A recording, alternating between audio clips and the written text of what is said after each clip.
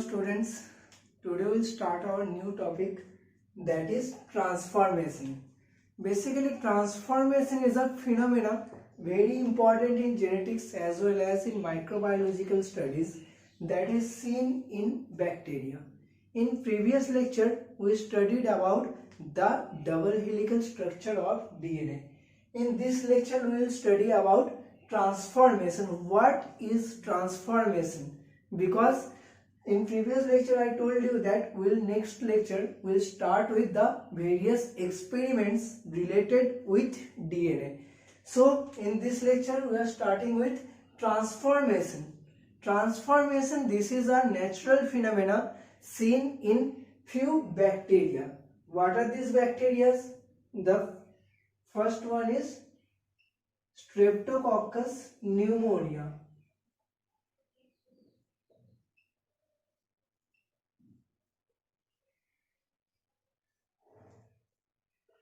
Streptococcus pneumonia is a bacteria that causes pneumonia in human and rodents as well as apes. This is a bacteria that shows natural transformation, and another bacteria very common is Bacillus subtilis.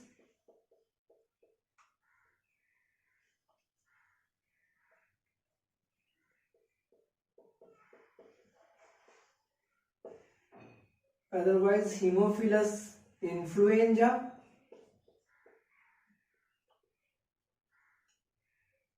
and Neisseria. These are few bacteria that show transformation naturally. So the first question arises, what is transformation? Transformation is a process by which any bacteria cell that receive a foreign DNA molecule. Okay. So what is transformation? Transformation is a process by which any bacteria receives DNA and incorporate it within its genome. Okay. So here these are four examples of bacteria that shows natural transformation. Okay. But here is a slight difference. In the case of Streptococcus and Bacillus, they can take up DNA from any source.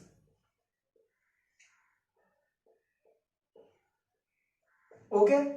In the case of Streptococcus and Bacillus subtilis, they can receive the DNA from any source. But in the case of Haemophilus influenza and Neisseria, the Neisseria most common species is Neisseria gonorrhoeae that causes gonorrhea in human. They take up DNA only from related species.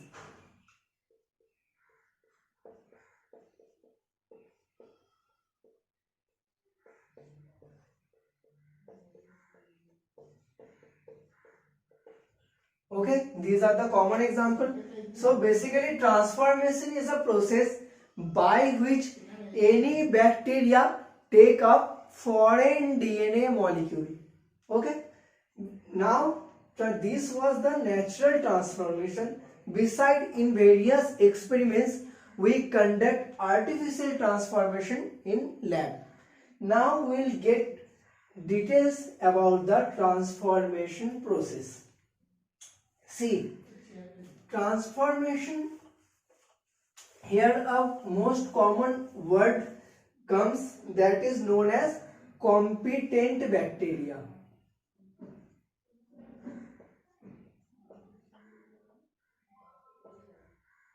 or competent cell. What is a competent cell? A competent cell is any cell capable of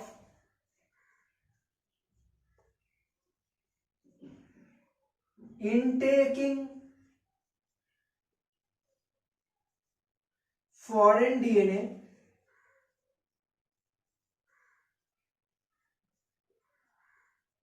Now see, any cell that is capable of intaking foreign DNA, but not intaking is not enough, because after intaking this extra genome, this DNA segment should be incorporated within the bacterial DNA. Then only that can be expressed.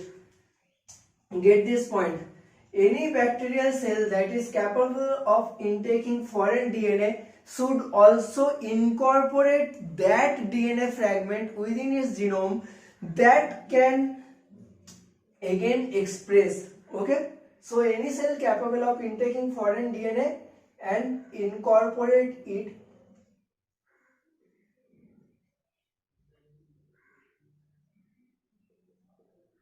is known as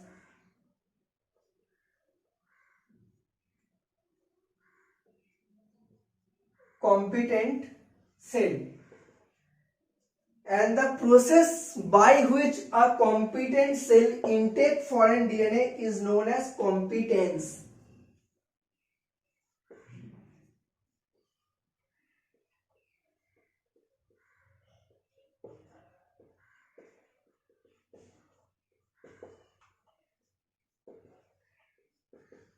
And the process by which a competent cell take up foreign DNA is known as competence.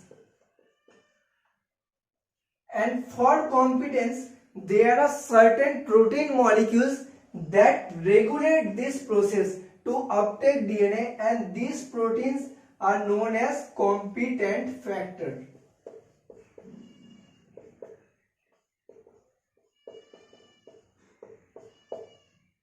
And these foreign DNA molecules contain very few small genes. The DNA fragment that is to be incorporated within the bacterial cell are of small size. What are the properties? These are of small size, contain few genes, and the most important point, for successful transformation, this DNA should have to be incorporated. If it incorporates within the bacterial genome, then only this can be expressed, means the transformation is successful. Otherwise, what happens? This DNA is digested, fragmented, okay, and lost. That in that case, that is known as what? That is unsuccessful transformation. Now we will get into several mechanisms how this process occurs.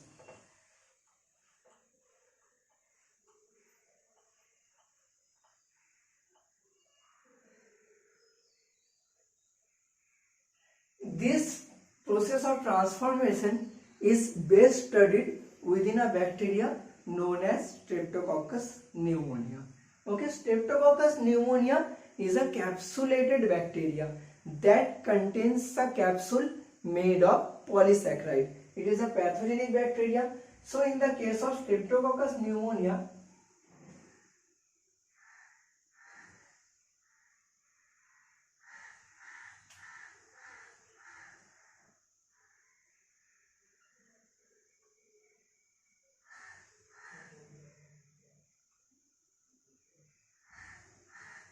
see, this is bacteria Streptococcus pneumonia.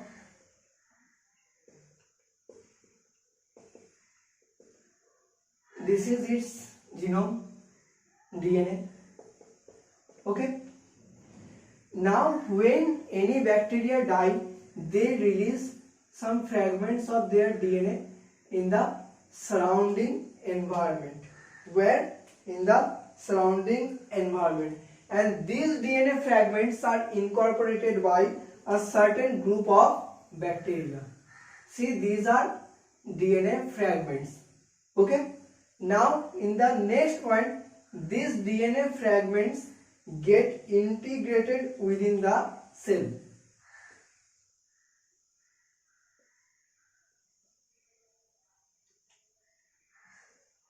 They enter the cell.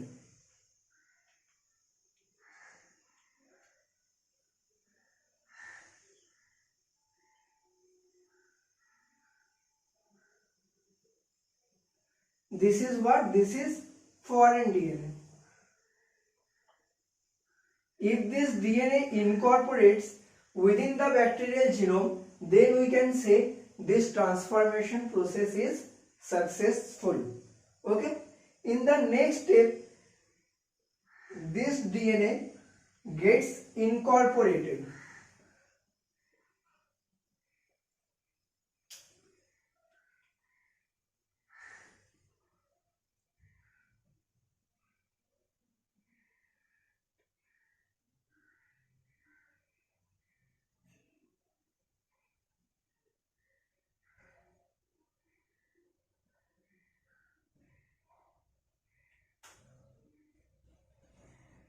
See, this was the part of the foreign DNA that integrated within the genome of bacteria. Means this indicates there is a successful transformation.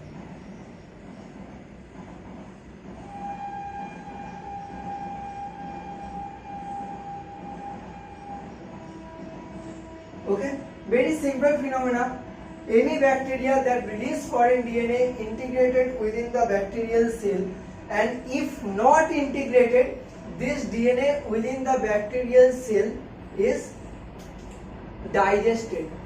This DNA within the bacterial cell is digested in the case of unsuccessful transformation. This is fragmented within the bacterial cell.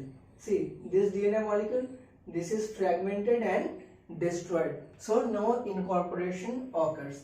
This was the basic mechanism of transformation, a very simple phenomenon, okay, yet a little bit complex. Now see how this DNA molecule enters the cell. How? This is the main question arises. As I previously told you that there are some proteins that are known as competence factor that helps the bacterial cell to incorporate the foreign DNA molecule. But there are certain conditions. This DNA uptake can only occur in the exponential phase of growth.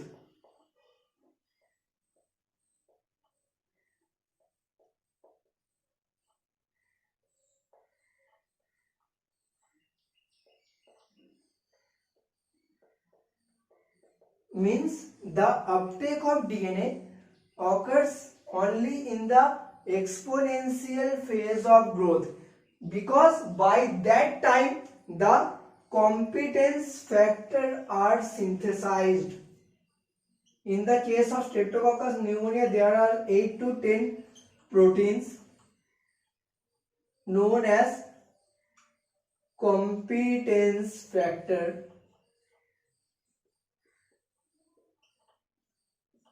are synthesized. Now see, whether it is a gram positive bacteria or gram negative bacteria, there is so much complexity in the structure. So this DNA molecule have to pass inside. For that it needs a help of a protein complex that are known as competence factor. Okay?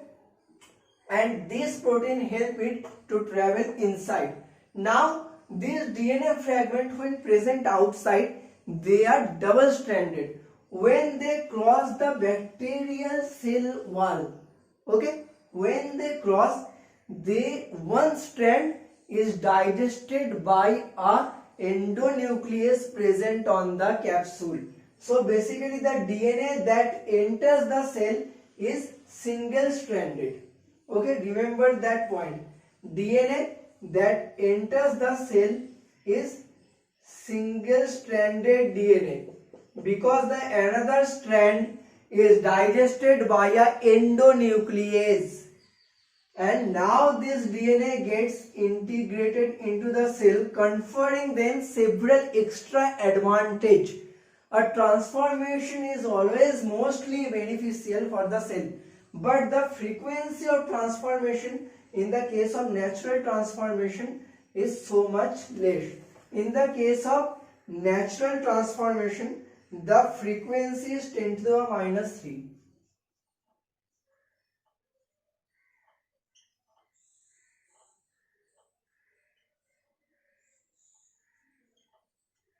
See, this is the natural transformation frequency seen in Streptococcus pneumoniae. 10 to the minus 3 means in 1000 cells only one cell can uptake DNA. That is also a relatively small amount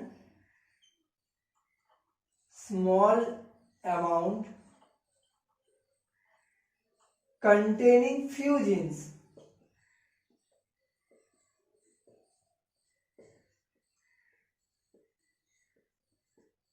And this small amount of DNA incorporates within the genome of bacteria with certain region of base compatibility on the basis, and the process, simple in the case of natural, this is a process of recombination.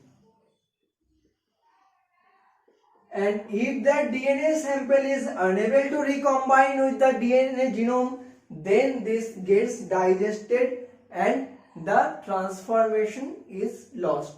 Okay, this was whole the process was what natural transformation, but in certain times in lab we also need artificial transformation, mainly in the case of recombinant DNA. Here I will give you a little concept about plasmid.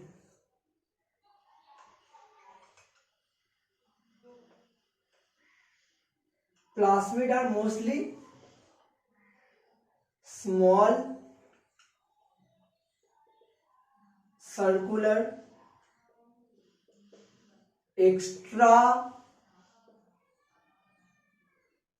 chromosomal DNA that can be independently expressed within the bacteria. Okay, here we integrate not DNA fragments, just plasmid. Plasmid is mostly circular, but there are also some linear plasmids. These are extra chromosomal DNA that confers few specific properties, just like for example this may code for any pathogenic factor, pathogenicity, or most commonly drug resistance. Suppose for example this contains certain genes that receive the recipient cell with drug resistance. Now there are most common bacteria, E. coli. E. coli, all we know, is naturally non-transformable. Okay, transformation does not occur in E. coli naturally, but in the case of laboratory experiments, if we have two types, firstly there is a specific shock treatment along with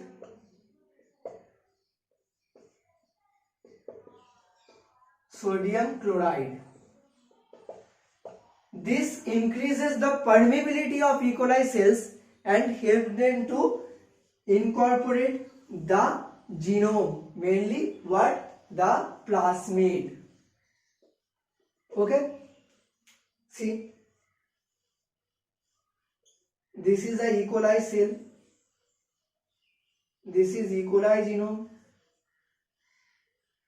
and this is plasmid, circular plasmid that was outside. After this treatment, this gets inside, and this is able to replicate independently. Small circular DNA, this is independently, this can replicate independently within the E. coli cells. Okay, this confers certain special advantages. But if this plasmid get integrated with E. coli genome, then this plasmid is known as episome. Remember the term episome. If plasmid gets integrated within the genome, that is known as episome. Otherwise that can be independently expressed within the bacteria, but in most of the cases those circular plasmid is so much resistant and the bacteria in nucleases, so it not very easily destroyed. Okay, remember only this thing, this can be either independently expressed within the bacterial cell or this can be incorporated, and when incorporated this is known as episome. And scientist Fred Griffith in 1928 conducted his experiment on transformation. By that time it was not known that the transforming agent was DNA. That was proved after Griffith experiment. So I thought when I teach you Griffith experiment, you need a basic knowledge of transformation. What is a transformation? Now as the transformation lecture is cleared, in next class I will teach you Griffith's experiment. And one thing, this transformation experiments are so much used in genetics in the case of gene mapping. Okay, gene mapping to specifically locate the exact positioning of two genes. Okay, so remember this point, transformation is a very much important tool for gene mapping.